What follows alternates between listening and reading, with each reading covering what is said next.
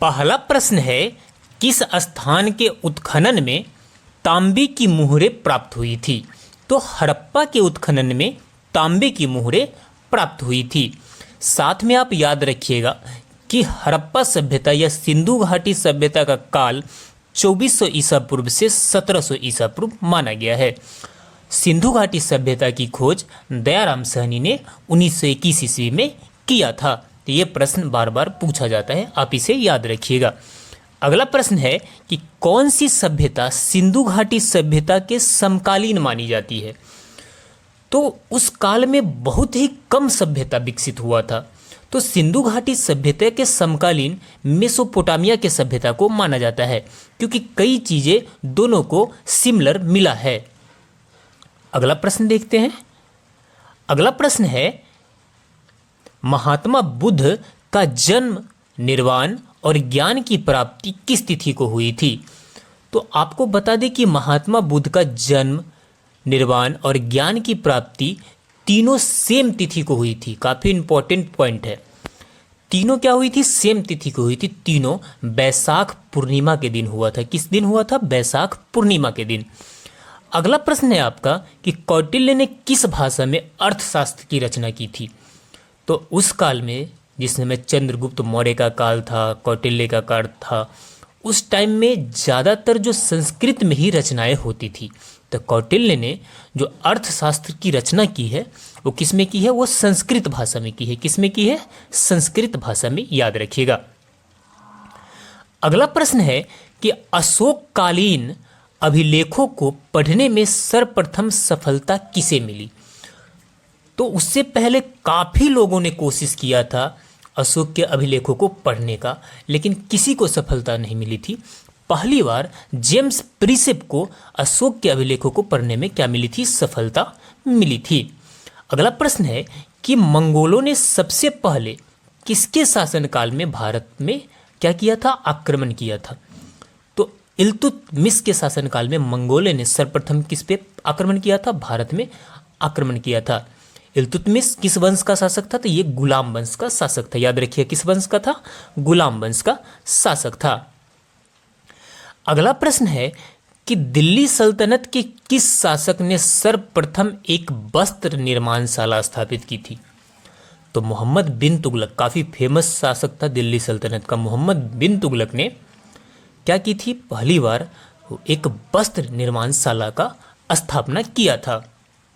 अगला प्रश्न है कि तैमूर का आक्रमण किसके शासनकाल में हुआ था भारत में? तो ये महमूद शाह के शासनकाल में हुआ था। किसके शासनकाल में हुआ था?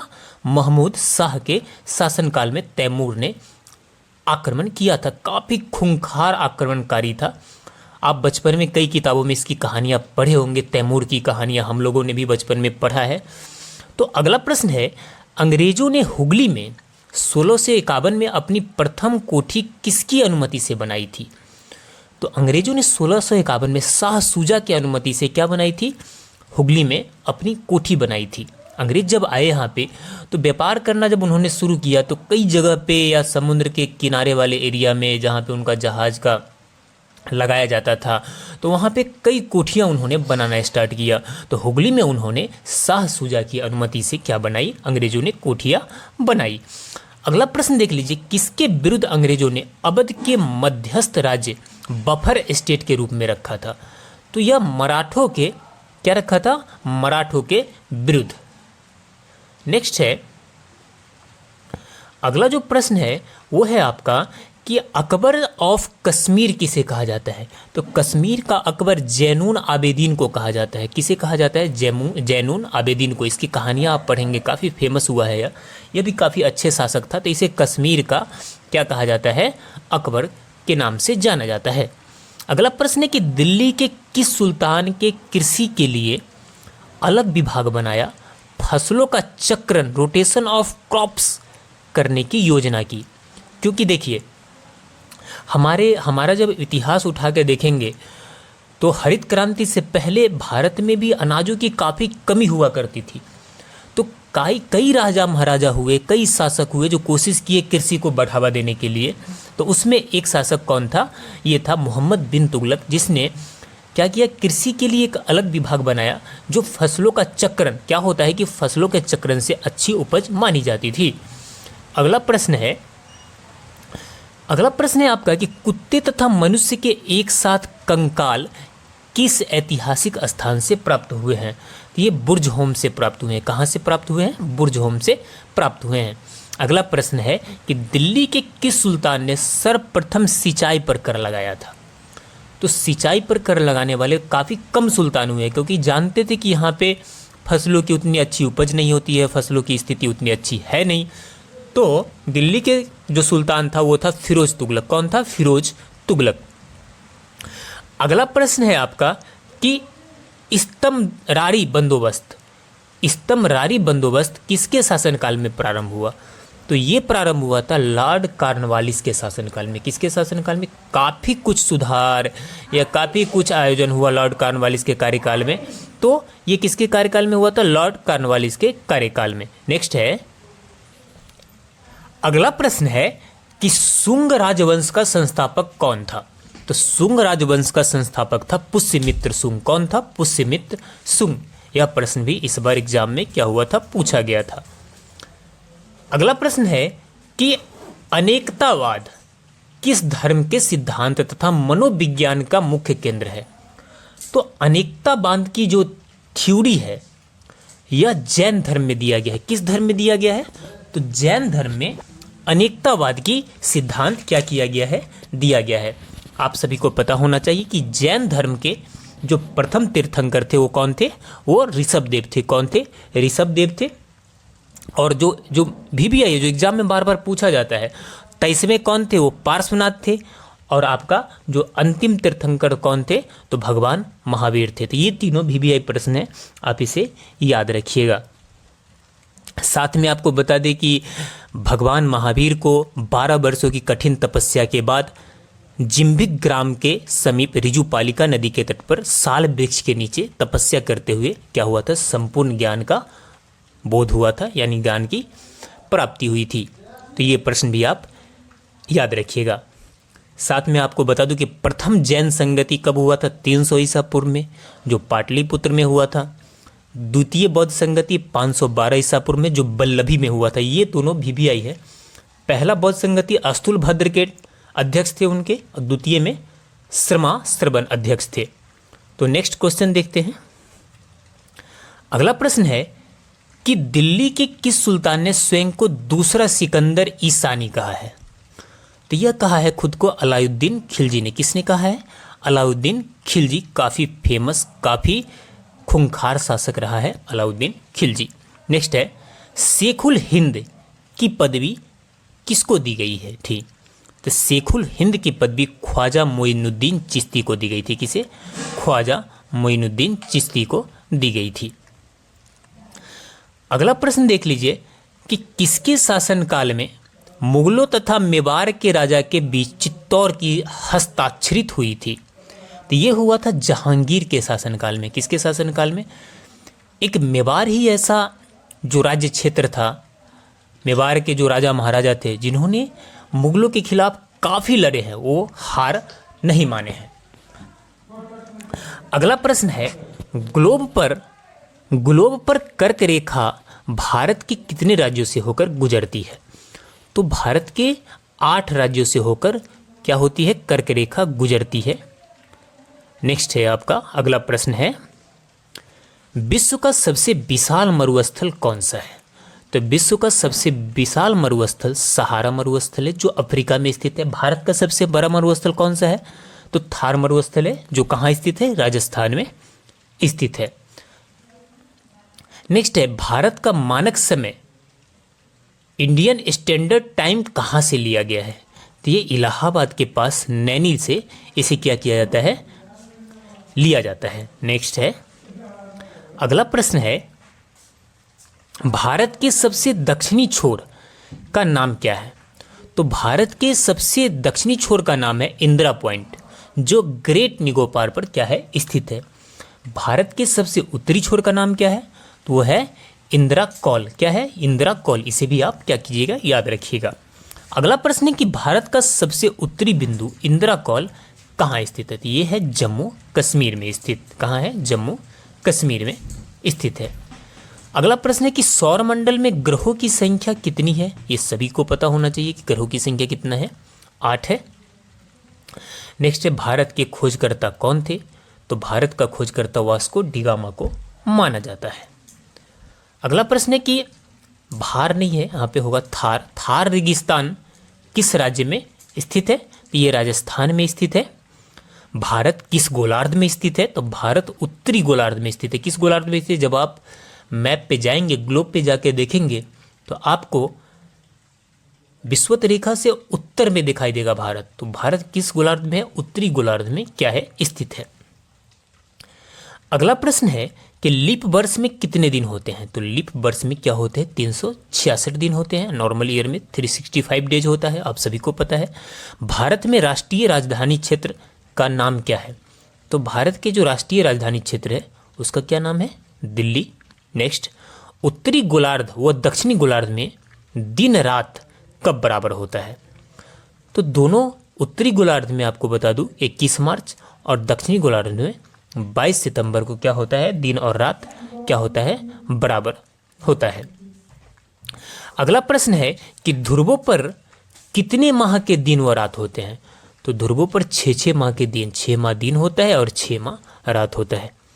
नेक्स्ट है जोजिला दर्रा किस राज्य में स्थित है? तो जोजिला दर्रा जम्मू कश्मीर में स्थित है। कहाँ पे? जम्मू कश्मीर राज्य में जोजिला दर्रा स्थित है। अगला प्रश्न देख लीजिए कि किस राज्य की समुद्री तट रेखा सबसे लंबी है? तो गुजरात राज्य की समुद्री तट रेखा क्या है? सबसे लंबी है। सबसे लंबी सीमा रेखा जो अंतर्राष्ट्रीय सीमा रेखा है भारत का, वो किसके साथ है? तो वो है बांग्लादेश के साथ है। किसके साथ है? बांग्लादेश के साथ है। अगला प्रश्न है अल गजीरा रेगिस्तान किस देश में स्थित है? तो अल गजीरा रेगिस्तान सूडान में स्थित है। कहाँ स्थित है? सूडान में स्थित है। अगला प्रश्न है कि साइलेंट वैली किस राज्य में है? तो साइलेंट वैली केरल राज्य में है। किस राज्य में है? केरल राज्य में है। और अगर शांत घाटी बोले तो शांत घाटी कहाँ है? उत्तराखंड में है। कहाँ पे है? उत्तराखंड में। अगला प्रश्न है भारत के कितने देशों की सरहदें मिलती है? तो भारत से 7 देशों की क्या मिलती है? सरहदें मिलती है। नेक्स्ट, जब चंद्रमा सूर्य और पृथ्वी के बीच में आता है तब कौन सा ग्रहण लगता है? तो जब चंद्रमा सूर्य और पृथ्वी के बीच में आ जाए तो सूर्य ग्रहण लगेगा। यानी बीच में कौन आ गया? चंद्रमा आ गया तो सूर्य ग्रहण। बीच में पृथ्वी आ गया तो क्या लगेगा? चंद्र ग्रहण लगेगा। याद रखिएगा ट्रिक से, बीच में चंद्रमा आ गया तो सूर्य ग्रहण, और बीच में क्या आ गया? पृथ्वी आ गया तो क्या लगेगा? चंद्र ग्रहण लगेगा। नेक्स्ट है 180 डिग्री देशांतर को कौन सी रेखा कहते हैं?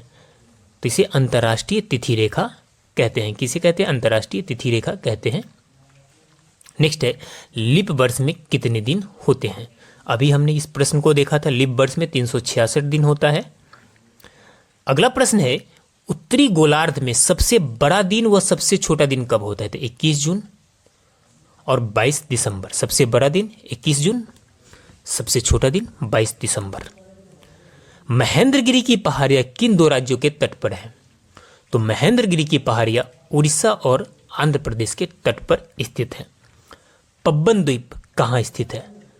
पब्बन द्वीप काफी फेमस द्वीप है, ये मन्नार की खाड़ी में क्या है? स्थित है। अगला प्रश्न है केंद्र शासित प्रदेशों में सबसे बड़ा पत्तन कौन सा है? तो सबसे बड़ा पत्तन है पोर्ट ब्लेयर। कौन सा है? Port Blair. नेक्स्ट है कुलाबा पॉइंट कहाँ स्थित है? कुलाबा पॉइंट मुंबई में स्थित है। कहाँ है? मुंबई में स्थित है। अगला प्रश्न है कि डुरंड रेखा जो भारत और अफगानिस्तान के मध्य है, ये कब निर्धारित की गई थी? तो 1896 में डुरंड रेखा को निर्धारित की गई थी। इसके अलावा भारत पाकिस्तान के बीच में रेड क्लिफ रेखा है, भारत चाइना के बीच में मैकमोहन रेखा है। तो इसे आप क्या कीजिएगा? ध्यान में रखिएगा। अगला प्रश्न है कि अरावली की पहाड़ियां किस राज्य में स्थित है? तो अरावली की पहाड़ियां राजस्थान राज्य में स्थित है। अरावली की पूर्व की ओर से कौन सी नदी निकलती है? तो इसे बनास नदी निकलती है। कौन सी नदी निकलती है? बनास नदी। अरावली को सबसे पुराना पर्वत माना जाता है भारत में। नेक्स्ट है, कौन सी नदी असम और अरुणाचल प्रदेश के बीच सीमा बनाती है? तो ये है संकोसी नदी, काफी फेमस नदी है। कौन सी नदी है? संकोसी नदी। नेक्स्ट है, भूवैज्ञानिक के अनुसार हिमालय पर्वत पहले क्या था? तो ऐसा माना जाता है कि हिमालय पर्वत पहले क्या था? टेथिस सागर था। यहां पे क्या था? समुद्र था। नेक्स्ट, अगला प्रश्न है कि भारत और पाकिस्तान के बीच रेड क्लिफ रेखा कब निर्धारित की गई? तो ये 15 अगस्त 1947 को क्या की गई? इसे निर्धारित की सर रेड क्लिफ के द्वारा किया गया। नेक्स्ट है, अंडमान निकोबार द्वीप समूह की सबसे ऊंची चोटी कौन सी है? तो यह है सैडल पीक। कई बार एग्जाम में पूछा गया है। कौन सा पीक है? Saddle peak. अगला प्रश्न है कि मंगलोर से कन्याकुमारी तक का तटीय क्षेत्र को क्या कहा जाता है? तो इसे मालाबार कहा जाता है। क्या कहा जाता है? मालाबार। नेक्स्ट, दक्कन का पठार किन राज्यों में स्थित है? तो आपको बता दूं कि एक राज्य में दक्कन का पठार स्थित नहीं है। महाराष्ट्र, मध्य प्रदेश, गुजरात, कर्नाटक, आंध्र प्रदेश, इन सभी राज्यों में दक्कन का पठार स्थित है। अगला प्रश्न है कि धारवाड़ का पठार किस राज्य में स्थित है? तो धारवाड़ का पठार कर्नाटक राज्य में स्थित है। किस राज्य में? कर्नाटक राज्य में। नेक्स्ट, नीलगिरी की पहाड़ियां किस राज्य में स्थित है? नीलगिरी की पहाड़ियां तमिलनाडु में स्थित है। कहाँ स्थित है? तमिलनाडु में। अगला प्रश्न है कि अन्नामुदी नामक चोटी की ऊंचाई कितनी है? तो अन्नामुदी चोटी की ऊंचाई 2695 मीटर है। दक्षिण भारत की यह प्रसिद्ध चोटी है। नेक्स्ट है कि भारत की मुख्य भूमि को रामेश्वरम द्वीप से कौन अलग करता है? तो इसे करता है आदम का पुल। कौन करता है? आदम का पुल इससे क्या करता है? अलग करता है। नेक्स्ट है, दक्षिण गंगोत्री क्या है? तो अंटार्कटिका स्थित भारतीय वैज्ञानिक अनुसंधान केंद्र को क्या कहा जाता है? दक्षिण गंगोत्री का नाम दिया गया है। अंटार्कटिका, जहां पे पूरा पूरा क्या है? बर्फ ही बर्फ है। तो नेक्स्ट है, भारत के 3 बड़े राज्य हैं, राजस्थान, उसके बाद मध्य प्रदेश, उसके बाद कौन है? महाराष्ट्र है। नेक्स्ट है, आंध्र प्रदेश की पुरानी राजधानी कौन सी है? तो आंध्र प्रदेश की पुरानी राजधानी कुर्नूल है। कौन सी है? कुर्नूल। अगला प्रश्न है, सतपुरा की पहाड़ियां किस राज्य में है? तो सतपुरा की पहाड़ी मध्य प्रदेश में स्थित है। किस राज्य में? मध्य प्रदेश में। अगला है, भारत और पाकिस्तान के बीच सीमा रेखा निर्धारित किसने किया था? तो अभी हमने इसका जिक्र किया था, सर सिरिल जॉन रेडक्लिफ ने। अगला प्रश्न है, भारत का कौन सा राज्य चीन, नेपाल और भूटान की सीमा को स्पर्श करता है? तो ये एक ही राज्य है। कौन है? सिक्किम है, जो चीन का, नेपाल का और भूटान का 3 देशों की सीमाओं को ये क्या करता है? टच करता है। नेक्स्ट है, सियाचिन ग्लेशियर भारत के किस राज्य में है? तो सियाचिन ग्लेशियर जम्मू कश्मीर क्षेत्र में स्थित है। अगला है, दक्कन पास किसके मध्य स्थित है? तो दक्कन पास दक्षिण अंडमान और लिटिल अंडमान के बीच में क्या है? स्थित है। अगला प्रश्न, भारत की भूमि का सबसे उत्तरी भाग क्या कहलाता है? इसे इंदिरा कॉल कहा जाता है। क्या कहा जाता है? इंदिरा कॉल। दक्षिणी भाग को इंदिरा पॉइंट। थार भूमि, ये तो पहले ही हो चुका है, राजस्थान में। भारत का कौन सा राज्य सबसे अधिक राज्य की सीमाओं को स्पर्श करता है? तो ये कौन है? उत्तर प्रदेश है। अगला प्रश्न है, भारत का कौन सा राज्य सबसे अधिक राज्य की सीमाओं को स्पर्श करता है? तो ये है कौन? उत्तर प्रदेश है। उत्तर प्रदेश सबसे अधिक राज्य की सीमाओं को क्या करता है? स्पर्श करता है। अगला प्रश्न है, स्वतंत्रता से पहले कौन सा भारतीय क्षेत्र काला पानी के नाम से जाना जाता था? तो अंडमान निकोबार द्वीप समूह, क्योंकि बहुत सारे कैदी को वहाँ एक जेल बनाया गया था जिसमें रखा जाता था, यानी माना जाता है कि काला पानी की सजा वहाँ पे दी जाती थी। तो ये कहाँ स्थित है? अंडमान निकोबार द्वीप समूह में। अगला प्रश्न है, झांसी नगर भारत के किस राज्य में स्थित है? तो झांसी नगर उत्तर प्रदेश में स्थित है। अगला है, भारत की सबसे लंबी सुरंग पीर पंजाल सुरंग किस राज्य में है? तो ये जम्मू कश्मीर में है। अगला प्रश्न है, सर्वप्रथम इंडिया शब्द का प्रयोग भारत के लिए किस भाषा में किया गया? तो ये ग्रीक भाषा में किया गया था। किसमें? ग्रीक में। अगला है प्राचीन भारतीय भौगोलिक मान्यता के अनुसार भारत किस द्वीप का अंग था? तो ये जम्बू द्वीप का अंग था। कई बार एग्जाम में पूछा गया है, किसका अंग था? जम्बू द्वीप का अंग था। अगला प्रश्न है कि भारतीय मानक समय कितने डिग्री देशांतर पर आधारित है? तो ये 82 डिग्री देशांतर पर क्या है? आधारित है। नेक्स्ट है, आदम का पुल किन दो देशों के मध्य स्थित है? तो बैरन एवं नारकोंडम के बीच क्या है? स्थित है। अगला प्रश्न है, हैदराबाद का जुर्बा नगर कौन सा है? तो ये सिकंदराबाद है। अरब सागर में स्थित भारतीय द्वीपों की विशिष्टता क्या है? ये सभी द्वीप प्रवाल से उद्गमित हैं। अगला प्रश्न है, मैकान का पठार भारत के किस राज्य में है? तो मैकान का पठार छत्तीसगढ़ राज्य में स्थित है। किसमें? छत्तीसगढ़ में। छोटा नागपुर किसका नाम है? तो रांची का पठार को क्या नाम है? छोटा नागपुर का पठार। अगला प्रश्न है कि इंदिरा पॉइंट भूमध्य रेखा से कितनी दूर है? ये भी प्रश्न है। इंदिरा पॉइंट जो भारत का सबसे दक्षिणी बिंदु है वो 876 किलोमीटर दूर है। कहाँ से? भूमध्य रेखा से। नेक्स्ट है, भारत चीन की सीमा रेखा को स्पर्श करने वाले भारतीय राज्य कौन से हैं? तो चीन की सीमा रेखा से जो स्पर्श करता है भारतीय राज्य है आपका अरुणाचल प्रदेश भी है, नागालैंड भी। आप मैप पर देखिएगा तो आपको पता चलेगा, मणिपुर भी है और मिजोरम भी है। अगला प्रश्न है, कुछ तिथि से रिलेटेड महत्वपूर्ण प्रश्न लेकर आया हूं। तो वो 563 से 468 ईसा पूर्व, 563 में महात्मा बुद्ध का जन्म हुआ था और 468 ईस्वी में उनकी क्या हो गई थी? मृत्यु हो गई थी। काफी महत्वपूर्ण तिथि है, आप इसे ध्यान में रखिएगा। वहीं पे महावीर स्वामी का जीवन काल की बातें करें तो 540 ईस्वी में इनकी जन्म हुई थी, 463 ईस्वी में इनकी क्या हो गई थी? मृत्यु हो गई थी। अगला है,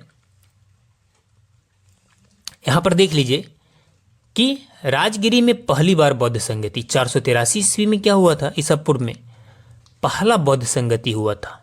ये भी महत्वपूर्ण तिथि है। पहला बौद्ध संगति राजगिरी में पहली बार हुआ था। कब हुआ था? 483 ईस्वी में। 383 ईस्वी में वैशाली में द्वितीय बौद्ध संगति हुआ था। ये दोनों प्रश्न भी आई हैं, ध्यान रखिएगा इसे। और यहां पर बात करें अगला प्रश्न की, तो ये है सिकंदर का भारत में आगमन। सिकंदर 327 से 325 तक कहाँ रहा था? भारत में आगमन हुआ था 327 में, 325 में वो यहाँ से क्या हुआ था? चला गया था। अगला प्रश्न, 305 ईसा पूर्व में क्या महत्वपूर्ण घटना हुई? यूनानी शासक सेलुकस के द्वारा के राजदूत मेगास्थनीज का भारत आगमन हुआ। अगला प्रश्न है 273 से 232 ईसा पूर्व, मौर्य सम्राट अशोक का शासनकाल। अशोक को कौन नहीं जानता है? इसकी इतिहास काफी, इसका शासनकाल काफी प्रसिद्ध है। इसने एक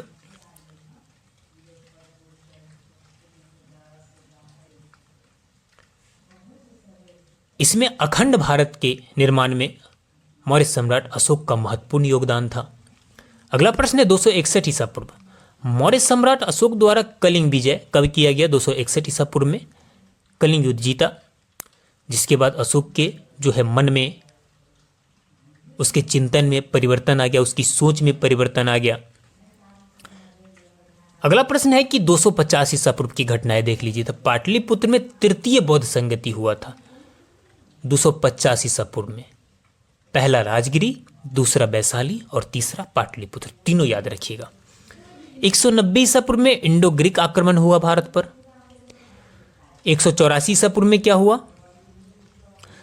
184 ईसा पूर्व में पुष्यमित्र शुंग द्वारा अंतिम मौर्य वंशीय शासक बृहद्रथ की हत्या कर शुंग वंश की स्थापना की गई। 184 से 75 ईसा पूर्व में शुंग वंश का शासनकाल रहा। 180 से 165 ईसा पूर्व में इंडो ग्रीक शासक डेमोट्रियस का शासनकाल रहा।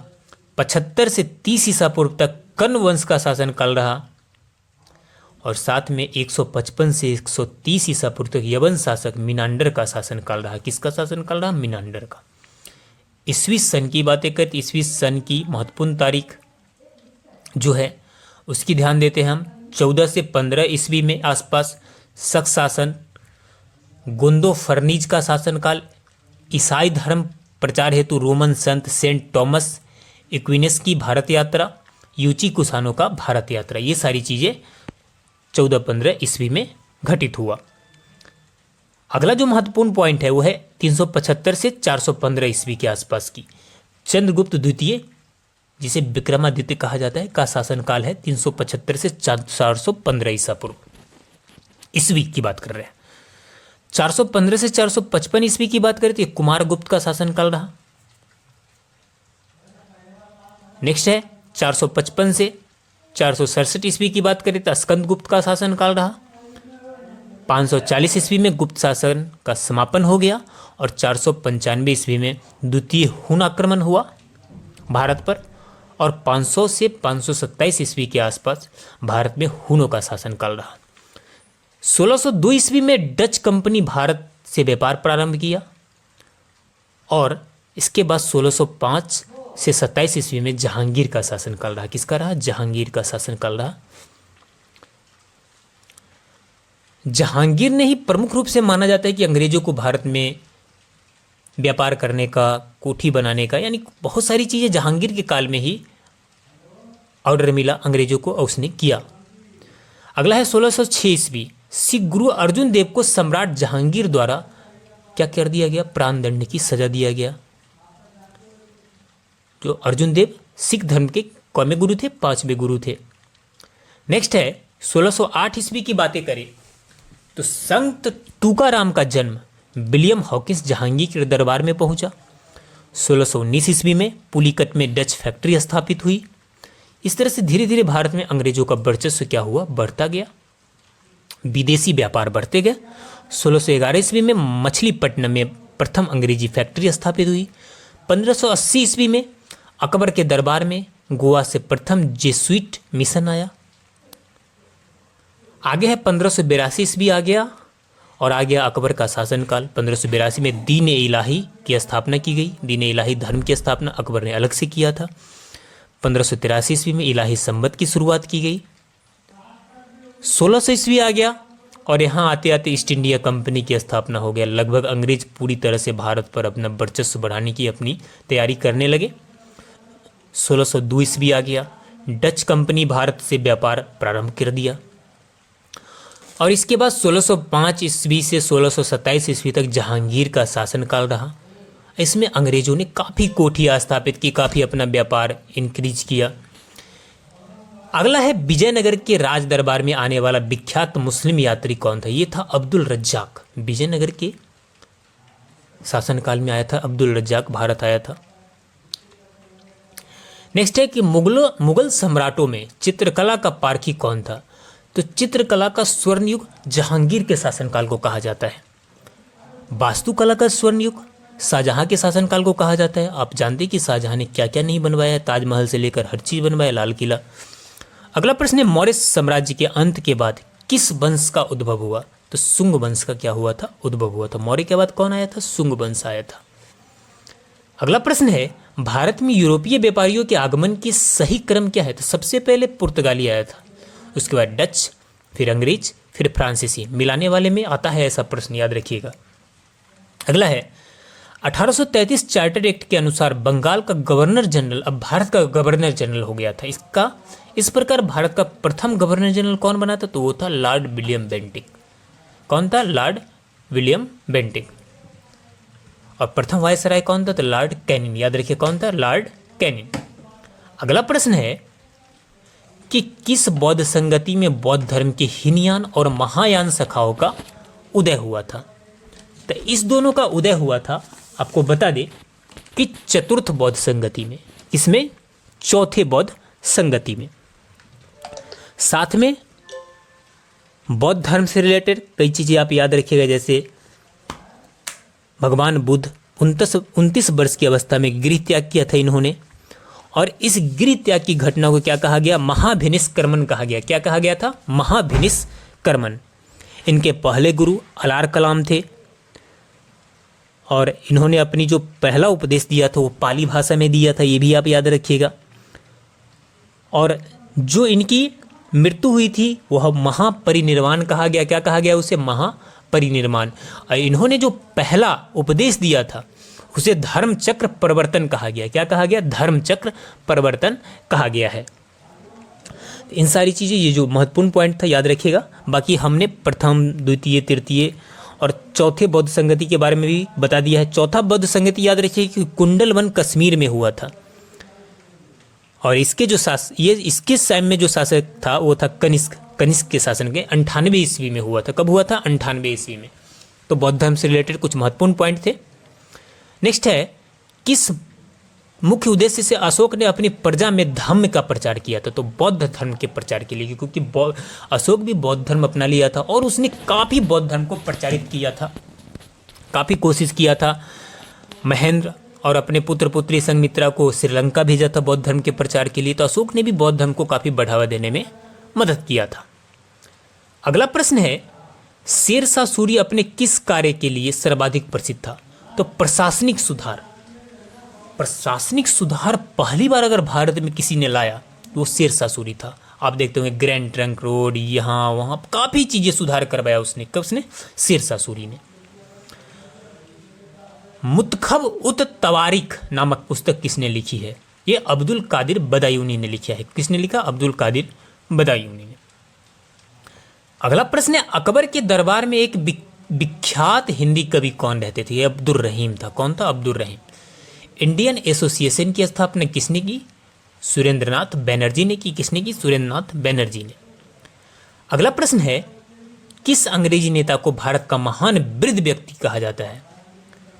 तो grand old man of India कहा जाता है दादा भाई नेहरू जी को। किसे कहा जाता है? दादा भाई नेहरू जी को। इन्होंने पहली बार, इन्हीं का अनुमान था कि भारत का धन कहाँ जा रहा है? विदेशों में जा रहा है। निश्चय, भारतीय विश्वविद्यालय अधिनियम कब व किसके काल में पारित हुआ? तो ये 1904 में लॉर्ड कर्जन के कार्यकाल में क्या हुआ? पारित हुआ। अगला प्रश्न है, भारतीय सिविल सेवा में चुने जाने वाला प्रथम भारतीय कौन थे? तो वो थे सत्येंद्रनाथ टैगोर। कौन थे? सत्येंद्रनाथ टैगोर। अगला प्रश्न है, हर्मिट ऑफ शिमला किसे कहा जाता है?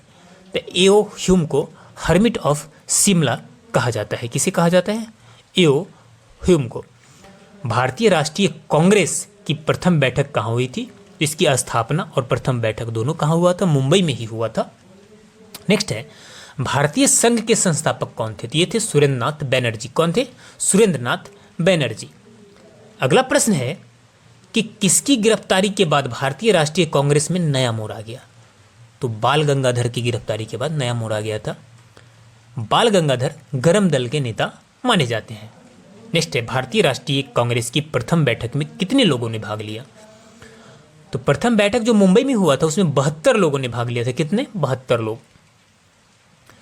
अगला प्रश्न है कि भारतीय राष्ट्रीय कांग्रेस के 1905 ईस्वी के बनारस अधिवेशन के अध्यक्ष कौन थे? तो वो थे गोपाल कृष्ण गोखले। कौन थे? गोपाल कृष्ण गोखले। अगला है, किस कांग्रेस नेता को नरम दलीय नेता नहीं माना जाता है? तो बाल गंगाधर तिलक को मैंने पहले ही बताया कि गर्म दल का नेता माना जाता है।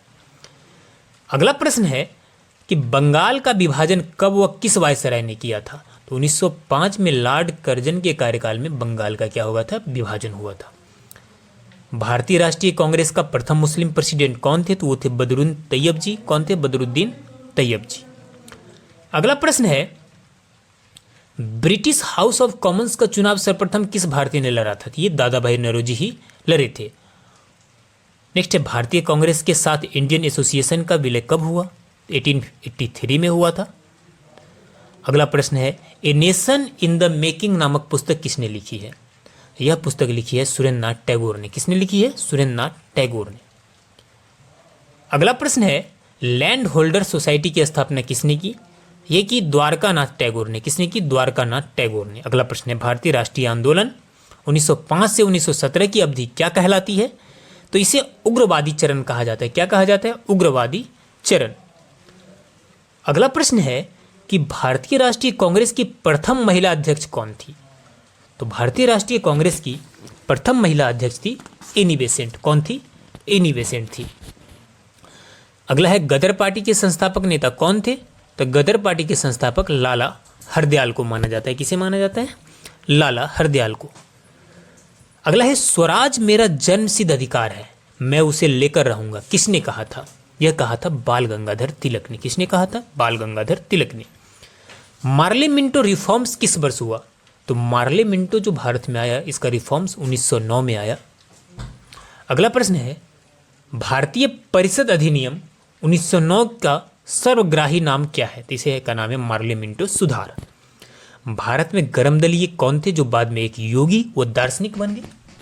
तो अरविंद घोष, बाल गंगाधर तिलक, ये सारे गर्म दल के नेता थे। और बाद में क्या हुआ कि अरविंद घोष क्या बन गए? एक साधु संत का रूप ले लिया, एक दार्शनिक बन गए। इन्होंने जो है राजनीति से त्याग पत्र दे दिया। अगला प्रश्न है, मैडम भीखाजी रुस्तम 1909 ईस्वी में पेरिस में कौन सा समाचार पत्र प्रकाशित करती थी? तो ये करती थी पैट्रियट। कौन सा करती थी? पैट्रियट। अगला है, भारत में मुस्लिम लीग की स्थापना कब हुई? तो 1906 में मुस्लिम लीग की क्या हुई? स्थापना हुई। अगला प्रश्न है कि होम रूल आंदोलन का सूत्रपात कब हुआ था? 1916 में होम रूल लीग की स्थापना हुई। अखिल भारतीय होम रूल आंदोलन के प्रवर्तक कौन थे? तो ये थे एनी बेसेंट। कौन थी? Annie Besant. अगला प्रश्न है कि बाल गंगाधर द्वारा आरंभ की गई पत्रिका कौन सी थी? तो वो थी केसरी। बाल गंगाधर ने जिस पत्रिका का शुरुआत किया था वो कौन सा था? केसरी। भारतीय इतिहास में 1911 का क्या महत्व है? राजधानी का कलकत्ता से दिल्ली स्थानांतरण हुआ था कब? 1911 ईस्वी में। हितोपदेश के लेखक हैं, तो हितोपदेश के लेखक नारायण पंडित है। याद रखिएगा कौन है? नारायण पंडित। अगला प्रश्न है, नाट्यशास्त्र की रचना किसने की? तो नाट्यशास्त्र की रचना भरत मुनि ने की। किसने की? भरत मुनि ने। अगला प्रश्न है आपका कि इतिहास के पिता की पदवी सही अर्थों में किससे संबंधित है? The father of history Herodotus को कहा जाता है। किसे कहा जाता है? हेरोडोटस को। अगला प्रश्न है आपका कि प्राचीन नगर तक्षशिला किसके बीच स्थित है? तो प्राचीन नगर तक्षशिला सिंधु व झेलम के बीच क्या है? स्थित है। अगला प्रश्न है, वह अंग्रेज कौन था जिसने सर्वप्रथम भगवत गीता का अंग्रेजी में अनुवाद किया था? तो वो था चार्ल्स विल्किंस। कौन था? Charles Wilkins. अगला प्रश्न है कि पूरा पाषाण काल में आदि मानव के मनोरंजन के साधन क्या थे? तो पूरा पाषाण काल में आदि मानव के मनोरंजन के साधन ओनली वन क्या था? शिकार था। क्या था? शिकार। अगला प्रश्न है, किनके बीच की औसत दूरी को खगोलीय एकक कहा जाता है? तो पृथ्वी तथा सूर्य के बीच के दूरी को क्या कहा जाता है? खगोलीय एकक कहा जाता है। अगला प्रश्न है, मध्यरात्रि सूर्य का क्या अर्थ है? मध्यरात्रि सूर्य का अर्थ है सूर्य का ध्रुवीय वृत्त में देर तक चमकना। अगला प्रश्न है, मध्यरात्रि का सूर्य किस क्षेत्र में दिखाई देता है? तो ये आर्कटिक क्षेत्र में क्या होता है? दिखाई देता है। अगला प्रश्न है कि सूर्य के रासायनिक मिश्रण में हाइड्रोजन का प्रतिशत कितना है? तो हाइड्रोजन का प्रतिशत है 71%। कितना है? 71%। सूर्य क्या है? तो आप सभी को पता है कि सूर्य क्या है? एक तारा है। नेक्स्ट है, सौर पृष्ठ पर लगभग कितना तापमान होता है? तो सौर का जो ऊपरी सतह है जिस पर लगभग 6000 डिग्री सेल्सियस क्या होता है? तापमान होता है। अगला प्रश्न है आपका कि नई दिल्ली शहर के रूपांकन में कौन शामिल था? तो एडवर्ड लुटियंस और एडवर्ड बेकर और एफ.एस. ग्राउसे और एक, ये सब क्या थे? नई दिल्ली शहर के रूपांकन में शामिल थे। नेक्स्ट प्रश्न है आपका, किसने 1898 में बनारस में सेंट्रल हिंदू कॉलेज स्थापित किया था जो बाद में बनारस हिंदू विश्वविद्यालय का केंद्र बन गया? तो ये कौन थी? तो ये थी एनी बेसेंट। कौन थी? Annie Besant. अगला प्रश्न है आपका कि भारत के राष्ट्रीय ध्वज का डिजाइन किसने तैयार किया था? तो भारत के राष्ट्रीय ध्वज का डिजाइन मैडम भीखाजी कामा ने तैयार किया था। किसने? मैडम भीखाजी कामा ने। अगला प्रश्न है, देवदास उपन्यास के रचनाकार हैं? तो देवदास उपन्यास के रचनाकार शरत चंद्र चट्टोपाध्याय हैं। नेक्स्ट है, चित्रा उपन्यास किसके द्वारा लिखा गया था? तो ये लिखा गया रविन्द्रनाथ टैगोर के द्वारा। किसके द्वारा? रविन्द्रनाथ टैगोर के द्वारा। अगला प्रश्न है, हमारा राष्ट्रीय गीत वंदे मातरम कहाँ से संकलित है? ये आनंद मठ से लिया गया है। नेक्स्ट है, भारत का राष्ट्रीय पंचांग किस संवत पर आधारित है? तो ये शक संवत पर क्या है? आधारित है। किस पे? शक संवत पे। अगला प्रश्न है कि दिल्ली में केंद्रीय सचिवालय के उत्तरी और दक्षिणी खंडों का वास्तुविद कौन था? वो था एडवर्ड लुटियंस। कौन था? Edward Lutyens. नेक्स्ट है, भारत की शासन व्यवस्था में पहली बार प्रतिनिधि एवं लोकप्रिय तत्व को समाविष्ट करने का प्रयास किस माध्यम से किया गया? तो ये 1892 का भारतीय परिषद अधिनियम के माध्यम से क्या किया गया। अगला प्रश्न है आपका कि किस गवर्नर के कार्यकाल के दौरान 1921 ईस्वी में कलकत्ता में विक्टोरिया मेमोरियल हॉल का निर्माण कार्य पूरा हुआ? तो ये था रीडिंग के कार्यकाल के दौरान। किसके कार्यकाल? रीडिंग के कार्यकाल के दौरान। अगला प्रश्न है कंप्यूटर में किसी शब्द की लंबाई किस में मापा जाता है? तो ये बिट में क्या होता है? मापा जाता है। अगला प्रश्न है 1024 बाइट बराबर क्या होता है? तो 1 KB होता है। क्या होता है? 1 KB होता है। अगला प्रश्न है आपका कि किसी प्रोग्राम में बग क्या होता है? तो बग एरर को क्या कहते हैं? बग कहते हैं। मेमोरी शब्द किस से संबंधित है? तो ये स्टोरेज से संबंधित है। क्या? मेमोरी शब्द। अगला प्रश्न है अधिकांश वेबसाइटों का मेन पेज होता है जो वेबसाइट के शेष पृष्ठों के लिए द्वार मार्ग का काम करता है। तो इसे क्या कहते हैं? तो इसे कहा जाता है होम पेज। आप देखते होंगे क्या कहा जाता है? इसे होम पेज कहा जाता है। नेक्स्ट कंप्यूटर भाषा जावा के आविष्कारक कौन है? तो ये है सन माइक्रोसिस्टम। नेक्स्ट है सबसे लंबा राष्ट्रीय राजमार्ग कौन सा है? तो सबसे लंबा राष्ट्रीय राजमार्ग नंबर 7 है, जो वाराणसी से कहाँ तक है? कन्याकुमारी तक स्थित है। अगला प्रश्न है आपका सबसे लंबी तटरेखा वाला राज्य कौन है? तो ये आपका गुजरात है। कौन है? गुजरात की तटरेखा सबसे क्या है? लंबी है। अगला प्रश्न है खारे पानी की सबसे बड़ी तटीय झील कौन सी है? तो ये है आपका चिल्का झील, जो उड़ीसा राज्य में स्थित है। नेक्स्ट है मीठे पानी की सबसे बड़ी झील कौन है? तो याद रखिएगा मीठे पानी की सबसे बड़ी झील बुलर झील है, जो जम्मू कश्मीर राज्य में क्या है? स्थित है। अगला प्रश्न है भारत की सबसे लंबी सहायक नदी कौन सी है? तो ये यमुना है। कौन है? यमुना। अगला प्रश्न है आपका कि लोनार झील किस राज्य में स्थित है? तो लोनार झील महाराष्ट्र राज्य में क्या है? स्थित है। नेक्स्ट लोनार झील किस प्रकार का झील है? एक क्रेटर झील है। नेक्स्ट है आपका उल्कापिंड गिरने से बनी झील कौन सी है? तो वो लोनार झील है। भारत की सबसे अधिक ऊंचाई पर स्थित झील कौन सी है? तो है चो लहामू झील। कौन है? चो लहामू झील। अगला प्रश्न देखते हैं। अगला प्रश्न देख लीजिए कि भारत की मीठे पानी की सबसे बड़ी झील कौन है? तो वो है बुलर झील, जो जम्मू कश्मीर में स्थित है। नेक्स्ट मरुस्थलीय क्षेत्रों में किस प्रकार की झीलें मिलती है? तो ये वायु क्रिया द्वारा निर्मित झीलें मिलती है। अगला प्रश्न है आपका श्रीहरिकोटा द्वीप किस झील में स्थित है?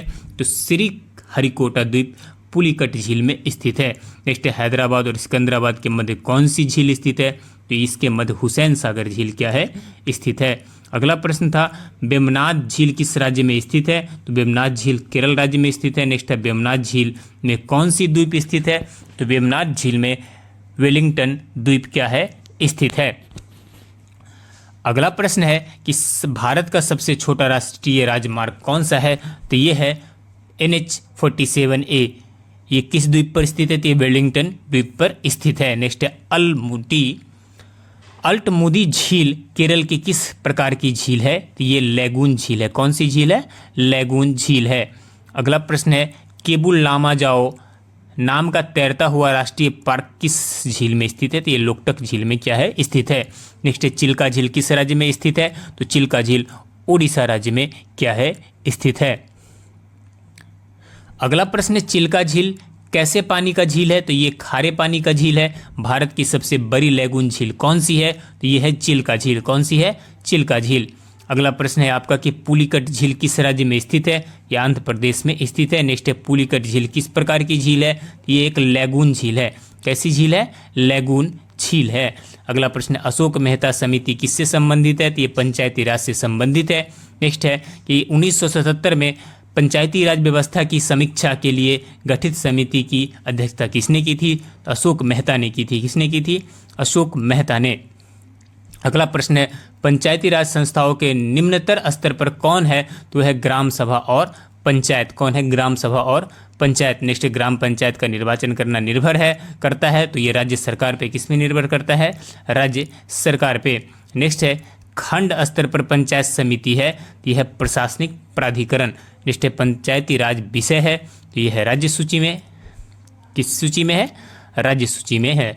अगला है संयुक्त राष्ट्र संघ की स्थापना कब हुई थी? तो 24 अक्टूबर 1945 को संयुक्त राष्ट्र संघ की क्या हुई थी? स्थापना हुई थी। नेक्स्ट है संयुक्त राष्ट्र संघ दिवस कब मनाया जाता है? तो 24 अक्टूबर को क्या किया जाता है? मनाया जाता है। अगला प्रश्न है आपका कि संयुक्त राष्ट्र संघ की स्थापना का उद्देश्य क्या था? इसका उद्देश्य अंतर्राष्ट्रीय शांति था। नेक्स्ट है संयुक्त राष्ट्र संघ की कार्यकारी भाषा क्या है? यह भाषा है अंग्रेजी और फ्रेंच। कौन भाषा है? अंग्रेजी और फ्रेंच। अगला प्रश्न है संयुक्त राष्ट्र संघ की आधिकारिक मान्यता प्राप्त भाषाएं कौन सी है? तो वहाँ पे जो मान्यता प्राप्त भाषाएं हैं वो आपका कितना है? वो 6 भाषाएं हैं।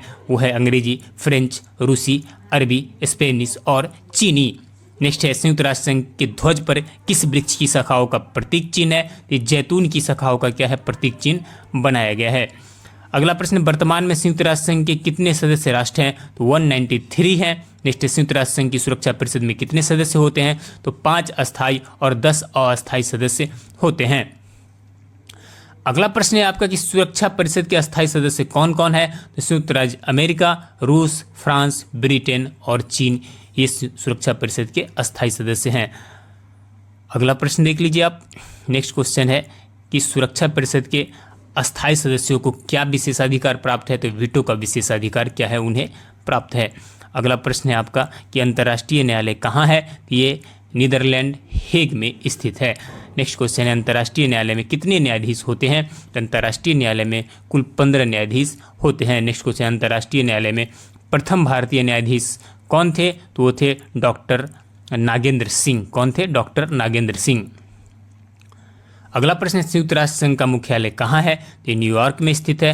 संयुक्त राष्ट्र संघ का सबसे बड़ा अधिकारी कौन होता है? तो ये महासचिव होता है। कौन होता है? महासचिव। अगला प्रश्न, संयुक्त राष्ट्र संघ का महासचिव का कार्यकाल कितना होता है? तो उनका कार्यकाल 5 वर्ष का होता है। कितने साल का होता है? 5 वर्ष का। अगला जो प्रश्न है, पुलित्जर पुरस्कार किस क्षेत्र में दिया जाता है? इसकी प्रारंभ कब हुई थी? तो 1917 में इसकी शुरुआत हुई थी। ये पत्रकारिता के क्षेत्र में दिया जाता है। नेक्स्ट है बुकर पुरस्कार, तो ये 1969 में इसकी शुरुआत हुई थी। ये साहित्य के क्षेत्र में दिया जाता है। अगला प्रश्न है राइट लाइवलीवुड अवार्ड, ये 1980 में शुरुआत हुआ था। ये साहित्य के क्षेत्र में दिया जाता है। कलिंग पुरस्कार 1951 में शुरुआत हुआ था। ये विज्ञान के क्षेत्र में दिया जाता है। नेक्स्ट है ग्रेमी पुरस्कार, ग्रेमी पुरस्कार संगीत के क्षेत्र में दिया जाता है। डॉक्टर अंबेडकर अंतर्राष्ट्रीय पुरस्कार 1999 में इसकी शुरुआत हुई थी। सामाजिक परिवर्तन व दलितों का उद्धार के लिए पुरस्कार क्या होता है? दिया जाता है। अगला प्रश्न है कि संयुक्त राष्ट्र जनसंख्या पुरस्कार 1983 में इसकी शुरुआत हुई थी। ये परिवार नियोजन के लिए दिया जाता है। नेक्स्ट है जे.डी. बिरला अंतर्राष्ट्रीय पुरस्कार, ये 1991 में इसकी शुरुआत हुई थी। भारतीय संस्कृति एवं ग्रामीण क्षेत्रों में पर्यावरण संरक्षण के लिए क्या किया जाता है? ये पुरस्कार दिया जाता है। अगला प्रश्न देख लीजिए, यूनेस्को मानवाधिकार पुरस्कार, यह मानवाधिकार के प्रति जागरूकता के लिए दिया जाता है। टेम्पल्टन पुरस्कार ये दिया जाता है 1972 से इसकी शुरुआत हुई थी। धर्म की उन्नति के लिए यह पुरस्कार क्या किया जाता है? दिया जाता है। अगला प्रश्न है कि जवाहरलाल नेहरू अंतर्राष्ट्रीय सद्भावना पुरस्कार, ये पुरस्कार 1965 में इसकी शुरुआत हुई थी। अंतर्राष्ट्रीय सद्भावना के लिए दिया जाता है। इंदिरा गांधी अंतर्राष्ट्रीय न्याय एवं सद्भावना पुरस्कार, यह 1993 में इसकी शुरुआत हुई थी। न्याय एवं अंतर्राष्ट्रीय सद्भावना के लिए यह पुरस्कार क्या होता है? दिया जाता है। अगला प्रश्न, भारत में पंचायती राज व्यवस्था सर्वप्रथम राजस्थान में और कहाँ आरंभ की गई थी? तो राजस्थान और आंध्र प्रदेश में ये क्या की गई थी? प्रारंभ की गई थी। अगला प्रश्न है आपका कि पंचायती राज व्यवस्था का उद्घाटन पंडित जवाहरलाल नेहरू द्वारा 2 अक्टूबर 1959 को कहाँ किया गया था? ये किया गया था नागौर में। कहाँ किया गया था? नागौर में किया गया था। अगला प्रश्न है आपका सामुदायिक विकास कार्यक्रम का मुख्य उद्देश्य था? तो इसका मुख्य उद्देश्य था विकास में जनता का सहयोग सुनिश्चित करना। नेक्स्ट है भारत सरकार द्वारा सामुदायिक विकास योजना की शुरुआत की गई। तो 2 अक्टूबर 1953 को इसकी क्या की गई? शुरुआत की गई। अगला प्रश्न, सामुदायिक विकास कार्यक्रम की असफलता का कारण था? तो इसका कारण था शिक्षा। नेक्स्ट है पंचायती राज की दृष्टि से महत्वपूर्ण प्रतिवेदन है? तो महत्वपूर्ण प्रतिवेदन था बलवंत राय मेहता समिति का प्रतिवेदन। नेक्स्ट क्वेश्चन है आपका लोकतांत्रिक विकेंद्रीकरण का सुझाव दिया था? इसका सुझाव बलवंत राय मेहता ने दिया था। अगला प्रश्न, लोकतांत्रिक विकेंद्रीकरण की योजना प्रस्तुत करने वाले समिति का क्या नाम था? तो इसका नाम था सादिक अली समिति। क्या नाम था? सादिक अली समिति। नेक्स्ट क्वेश्चन है पंचायती राज की अनुशंसा की गई? तो बलवंत राय मेहता समिति द्वारा 1957 द्वारा क्या की गई? पंचायती राज की अनुशंसा की गई थी। नेक्स्ट क्वेश्चन है जिस समिति की सिफारिश पर भारत में पंचायती राज की स्थापना की गई उसका अध्यक्ष कौन था? उसका अध्यक्ष था बलवंत राय मेहता। कौन थे? बलवंत राय मेहता। अगला प्रश्न, भारत में त्रिस्तरीय पंचायती राज तंत्र की सिफारिश की थी? तो ये भी की थी बलवंत राय मेहता समिति ने। नेक्स्ट है राजघाट किसकी समाधि स्थल है? तो ये महात्मा गांधी की समाधि स्थल है। अगला प्रश्न है शांतिवन किसकी समाधि स्थल? जवाहरलाल नेहरू की। विजय घाट लाल बहादुर शास्त्री की। नेक्स्ट है शक्ति स्थल, तो शक्ति स्थल है इंदिरा गांधी की। अभय घाट है मोरारजी देसाई की। नेक्स्ट क्वेश्चन है आपका किसान घाट। किसान घाट देख लीजिए, किसान घाट है चौधरी चरण सिंह की। वीर भूमि है राजीव गांधी की। अब यहाँ पर है सबसे गहरी झील। सबसे गहरी झील है बैकाल झील। कौन सा झील है? बैकाल झील, जो रूस में स्थित है। दुनिया का सबसे गहरी झील है। सर्वाधिक ऊंचाई पर स्थित झील है टीटीकाका झील, जो दक्षिण अमेरिका में स्थित है। अगला प्रश्न है सबसे बड़ा लैगून झील। सबसे बड़ा लैगून झील लेगुआ डॉस पैटोस ब्राजील में स्थित है। सबसे ऊंचा जलप्रपात झरना साल्टो एंजिल, जो कैरोना नदी वेनेजुएला में क्या है? स्थित है। सबसे बड़ा जलमर्रू मध्य डेविस जलमर्रू मध्य ग्रीनलैंड एवं वैफिन द्वीप के बीच स्थित है। सबसे बड़ा गल्फ, सबसे बड़ा मैक्सिको का गल्फ है। कौन सा गल्फ है? मैक्सिको का गल्फ है। सबसे ऊंचा पर्वत शिखर माउंट एवरेस्ट है, जो हिमालय नेपाल में स्थित है। सबसे ऊंची पर्वतमाला हिमालय है एशिया। सबसे लंबी पर्वतमाला एंडीज, जो दक्षिण अमेरिका में है। नेक्स्ट है आपका सबसे ऊंचा पठार, जो पामीर का पठार है, ये तिब्बत में स्थित है। नेक्स्ट है सर्वाधिक ऊंचा ज्वालामुखी, तो माउंट कोटोपैक्सी है, जो इक्वाडोर दक्षिण अमेरिका में स्थित है। नेक्स्ट आपका है सबसे विशाल ज्वालामुखी, तो ये मोनोलोआ, जो हवाई द्वीप में स्थित है। नेक्स्ट है सबसे ऊंचा बांध, तो रोगिस्की उज्बेकिस्तान में जो बांध है। अगला है सबसे लंबा, यहाँ पर सबसे लंबा रेलवे प्लेटफॉर्म, तो वो देख लीजिए गोरखपुर उत्तर प्रदेश भारत में स्थित है। सबसे लंबा रेल मार्ग ये ट्रांस साइबेरियन रेल मार्ग सबसे लंबा रेल मार्ग है। सबसे बड़ी रेल सुरंग, तो ये सिकेन रेल सुरंग जापान में स्थित है। सबसे बड़ी सड़क द सेंट गोलाथार्ड स्विट्जरलैंड में क्या है यह स्थित है। नेक्स्ट है सबसे ऊंची सड़क लेह मनाली मार्ग भारत में स्थित है। सबसे लंबा सड़क पुल ये ढोला सादिया पुल भूपेन हजारिका पुल के नाम से जो जाना जाता है। अगला है सबसे विशाल स्टेडियम, तो युवा भारती साल्ट लेक कोलकाता में स्थित है। सबसे अधिक आबादी वाला शहर मुंबई है। नेक्स्ट है आपका कि सर्वाधिक शहरी क्षेत्र वाला राज्य, तो ये महाराष्ट्र है। सबसे लंबा रेल मार्ग डिब्रूगढ़ से कन्याकुमारी। अगला है सबसे बड़ा प्राकृतिक बंदरगाह मुंबई महाराष्ट्र। सबसे लंबी राष्ट्रीय राजमार्ग NH7 वाराणसी से कन्याकुमारी। सबसे लंबी तटरेखा वाला राज्य गुजरात। सबसे बड़ा अजायब घर है आपका कलकत्ता अजायब घर। सबसे बड़ा गुंबद है गोल गुंबद बीजापुर। अगला प्रश्न सबसे ऊंची मूर्ति कौन सी है? तो गोमतेश्वर कर्नाटक में स्थित है। सर्वाधिक वर्षा वाला स्थान कौन सा है? तो मासिनराम मेघालय में क्या है? स्थित है। नेक्स्ट सबसे बड़ा लीवर पुल कौन सा है? तो हावड़ा ब्रिज कलकत्ता में स्थित है। सबसे लंबी नहर है ये इंदिरा गांधी नहर राजस्थान में क्या है? स्थित है। अगला प्रश्न है सबसे लंबा प्लेटफॉर्म, तो गोरखपुर उत्तर प्रदेश। कंप्यूटर का पितामह किसे कहा जाता है? तो चार्ल्स बेबेज को कहा जाता है। किसे कहा जाता है? चार्ल्स बेबेज को। अगला प्रश्न है सर्वप्रथम आधुनिक कंप्यूटर की खोज कब हुई? तो 1946 में हुई। कंप्यूटर की भौतिक बनावट कहलाती है, तो इसे हार्डवेयर कहा जाता है। क्या कहा जाता है? हार्डवेयर कहा जाता है। अगला प्रश्न है वह हार्डवेयर डिवाइस कौन सी है जिसे आमतौर पर कंप्यूटर का ब्रेन कहा जाता है? ये CPU है, सेंट्रल प्रोसेसिंग यूनिट। कंप्यूटर का सबसे महत्वपूर्ण भाग है CPU। नेक्स्ट है कंप्यूटर हार्डवेयर जो आंकड़ों की बहुत अधिक मात्रा में भंडार रख सकता है, ये क्या कहलाता है? तो इसे चिप कहा जाता है। नेक्स्ट है वैज्ञानिक कंप्यूटर भाषा क्या है? तो फॉर्ट्रेन है। नेक्स्ट है आपका कंप्यूटर भाषा फॉर्ट्रेन किस क्षेत्र में उपयोगी है? तो ये विज्ञान क्षेत्र में उपयोगी है। जैसे कंप्यूटर भाषा कोबोल किसके लिए उपयोगी है? तो ये व्यावसायिक कार्य के लिए क्या है? उपयोगी है। अगला प्रश्न किस कंप्यूटर भाषा का प्रयोग वाणिज्यिक कार्यों में किया जाता है? तो ये कोबोल का उपयोग किया जाता है। नेक्स्ट प्रोग्राम हेतु सर्वप्रथम विकसित की गई कंप्यूटर भाषा कौन सा है? तो वो फॉर्ट्रेन है। नेक्स्ट आप देख लीजिए अगला प्रश्न है अंग्रेजी भाषा के समान उच्च स्तरीय कंप्यूटर भाषा कौन सा है? तो कोबोल है। नेक्स्ट आप आनंद मठ के लेखक कौन है? तो बंकिम चंद्र चटर्जी है। कौन है? बंकिम चंद्र चटर्जी।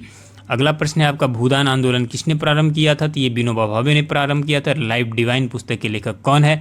ये है अरविंद घोष। कौन है? अरविंद घोष। अगला प्रश्न है आपका बंगाल की एशियाटिक सोसाइटी 1784 में स्थापित के प्रवर्तक थे सर विलियम जोन्स। कौन थे? Sir William Jones. अगला प्रश्न है आपका भारत की संविधान सभा किसके अनुसार गठित की गई? तो ये कैबिनेट मिशन योजना के अनुसार क्या की गई? गठित की गई। अगला प्रश्न भारतीय नोबेल पुरस्कार विजेता थे, तो ये थे रविन्द्रनाथ टैगोर। कौन थे? रविन्द्रनाथ टैगोर। अंतरिक्ष में कुल कितने तारामंडल है? अंतरिक्ष में कुल 88 तारामंडल है। अगला प्रश्न ब्रह्मांड में विस्फोटी तारा क्या कहलाता है? तो ब्रह्मांड में विस्फोटी तारा को अभिनव तारा कहा जाता है। क्या कहा जाता है? इसे अभिनव तारा कहा जाता है। अगला प्रश्न सौर प्रणाली की खोज किसने की? तो सौर प्रणाली की खोज कोपरनिकस ने की। अगला प्रश्न नॉर्वे में अर्धरात्रि के समय सूर्य कब दिखाई देता है? ये दिखाई देता है 21 जून को। कब दिखाई देता है? 21 जून को। अगला प्रश्न देख लीजिए एक ग्रह के कि अपने अक्ष में सूर्य से अधिकतम दूरी को क्या कहा जाता है, तो इसे अपसौर कहा जाता है, और न्यूनतम दूरी को उपसौर कहा जाता है। देख लीजिए, एक ग्रह की अपने कक्ष में सूर्य से न्यूनतम दूरी को क्या कहा जाता है, इसे उपसौर कहा जाता है। सूर्य के चारों ओर घूमने वाले खगोलीय पिंड क्या कहलाते हैं, तो सूर्य के चारों ओर घूमने वाले खगोलीय पिंड को ग्रह कहा जाता है। अगला प्रश्न, किस ग्रह के चारों ओर परिक्रमा करने वाले छोटे छोटे आकाशीय पिंड को क्या कहते हैं, इसे उपग्रह कहते हैं। जैसे हमारा उपग्रह कौन है, चंद्रमा है। ग्रहों की गति का नियम किसने प्रतिपादित किया था, तो केपलर ने प्रतिपादित किया था। किसने किया था, केपलर ने प्रतिपादित किया था। अगला प्रश्न है आपका, आकार के अनुसार सौरमंडल के ग्रहों का अवरोही क्रम क्या है, तो सबसे बड़ा आपका बृहस्पति है, फिर शनि है, उसके बाद आपका अरुण, वरुण, पृथ्वी, शुक्र, मंगल और बुध है। इस तरह से आकार में घटते क्रम में है। अगला प्रश्न, सूर्य के चारों ओर चक्कर लगाते ग्रह का वेग अधिकतम कितना हो सकता है, तो जब वह सूर्य के समीप होता है तो उसका वेग क्या होता है, अधिकतम होता है। अगला प्रश्न है आपका, सूर्य के पृथ्वी से केंद्र की ओर निम्नलिखित का सही क्रम क्या होगा, तो ये सबसे पहले जो ऊपरी होता है उस सीमा, उसके बाद सियाल, और सबसे लास्ट वाला जो भाग होता है उसे क्या कहा जाता है, नीफे कहा जाता है। अगला प्रश्न, पृथ्वी के सबसे ऊपरी परत के लिए सर्वप्रथम सियाल शब्द का प्रयोग किसने किया था, तो इसका प्रयोग किया था श्वेश ने। पृथ्वी के केंद्र में पाए जाने वाला चुंबकीय पदार्थ क्या है, तो वो निकेल है। क्या है, निकेल। सौरमंडल का क्या तात्पर्य है, तो पृथ्वी की बाह्य पपड़ी। स्थल मंडल का क्या तात्पर्य है, तो पृथ्वी की बाह्य पपड़ी। अगला प्रश्न, अक्षांश भूपृष्ठ पर भूमध्य रेखा के उत्तर या दक्षिण एक बिंदु की कोणीय दूरी है जो ध्रुवों से क्या होती है, मापी जाती है।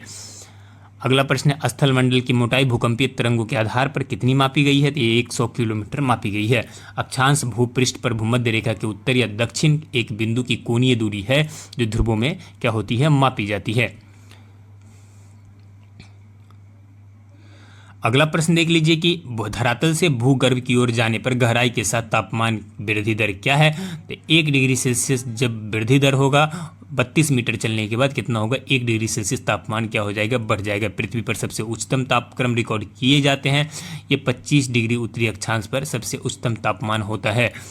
अगला प्रश्न है, किस विदेशी यात्री ने भारत का दौरा सबसे पहले किया था, तो ये सबसे पहले मेगास्थनीज ने किया था। नेक्स्ट, जिसका पुस्तक आप जानते होंगे इंडिका है। अगला प्रश्न आपका, शून्य की खोज किसने की थी, तो आर्यभट्ट ने शून्य की खोज की थी।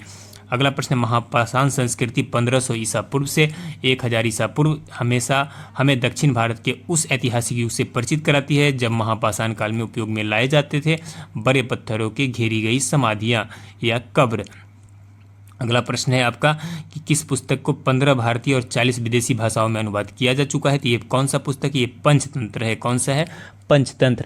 अगला प्रश्न है, न्यूमिस्मेटिक क्या है, तो सिक्कों के एवं धातुओं के अध्ययन को न्यूमिस्मेटिक कहा जाता है। किसको चाल्कोलिथिक एज कहा जाता है, तो ताम्रपाषाण युग को चाल्कोलिथिक एज क्या कहा जाता है, कहा जाता है। स्वप्न वासना व दत्ता के लेखक कौन है, तो इसके लेखक है भास। कौन है, भास। नालंदा विश्वविद्यालय किसके लिए विश्व प्रसिद्ध है, तो ये तर्कशास्त्र के लिए क्या है, विश्व प्रसिद्ध है। अगला प्रश्न देख लीजिए कि उस स्रोत का नाम बतलाए जो प्राचीन भारत के व्यापारिक मार्गों पर मौन है, तो वह है मिलिंद पनो। निष्ठ आधुनिक मानव के हाल का पूर्वज है, तो वह क्रो-मैग्नन मनुष्य। अगला प्रश्न है आपका, ईसा की प्रारंभिक सदियों में भारत तथा रोम के बीच घनिष्ठ व्यापारिक संबंधों की सूचना किस पुरास्थल की खुदाई से प्राप्त होती है, तो आर्कीमेडू से प्राप्त होती है। अगला प्रश्न, आधुनिक देवनागरी लिपि का प्राचीनतम रूप क्या है, तो ब्राह्मणी है। मानव द्वारा सर्वप्रथम प्रयुक्त अनाज कौन था, तो वो चावल था। मानव जिस अनाज का सबसे पहले प्रयोग किया था वो कौन था, चावल था। काव्य शैली का प्राचीनतम नमूना किसके अभिलेख में मिलता है, तो ये रुद्रदामन के अभिलेख में मिलता है। अगला प्रश्न, कौन सा बंदरगाह पोडू के नाम से दी पेरिल्पस ऑफ द इरिथ्रियन सी लाल सागर का भ्रमण के अज्ञातनामा लेखक को ज्ञात है, तो ये आर्कीमेडू है, आर्कीमेडू है। नेक्स्ट है आपका, ताम्रपाषाण काल में महाराष्ट्र के लोग मृतकों के फर्श के नीचे किस तरह से रखकर दफनाते थे, उत्तर से दक्षिण की ओर रखकर क्या करते थे, उन्हें दफनाते थे। भीमबेटका किसके लिए प्रसिद्ध है, गुफाओं और शैल चित्रों के लिए क्या है, प्रसिद्ध है। प्राचीन भारत में कौन सी लिपि दाईं से बाईं ओर लिखी जाती थी, तो वो थी खरोष्टी लिपि। कौन सी लिपि थी, वो थी आपका खरोष्टी लिपि। अगला है, मालती माधव के लेखक कौन है थे, तो ये भभूति मुद्रा राक्षस नामक पुस्तक के लेखक कौन था, तो वो था विशाखा दत्त। कौन था, विशाखा दत्त। अगला प्रश्न, किस वंश के राजाओं ने खजुराहो स्थित मंदिरों का निर्माण कराया था, तो ये चंदेल वंश थे। आबू का जैन मंदिर किसने बनवाया था, तो ये संगमरमर से बनाया था। किससे बनवाया था, संगमरमर से बनवाया था। आधुनिक देवनागरी लिपि का प्राचीनतम रूप क्या है, तो ब्राह्मणी है। मानव द्वारा सर्वप्रथम प्रयुक्त अनाज कौन था, तो चावल था। ये रिपीट हो गया है क्वेश्चन। अगला प्रश्न देखते हैं,